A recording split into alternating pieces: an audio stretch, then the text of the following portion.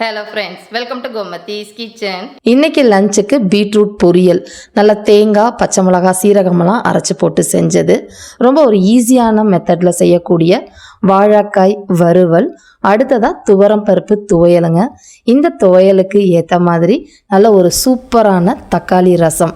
இந்த ரசம் குக்கரில் 1 பாட்டில் ஒரு சட்டுன்னு ஈஸியாக செய்யக்கூடிய ரெசிபி இது.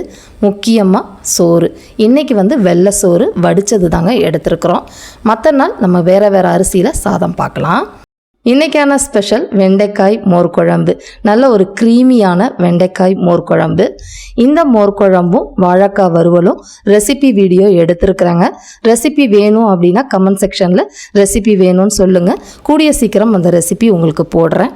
மற்ற எல்லா ரெசிபியுமே நம்ம சேனலில் ஏற்கனவே போட்டிருக்கிறேன். ரெசிபி லிங்க் எல்லாமே கீழே டிஸ்கிரிப்ஷனில் இருக்குது. விருப்பப்பட்டால் செக் பண்ணி பாருங்கள். தேங்க்ஸ் ஃபார் வாட்சிங்.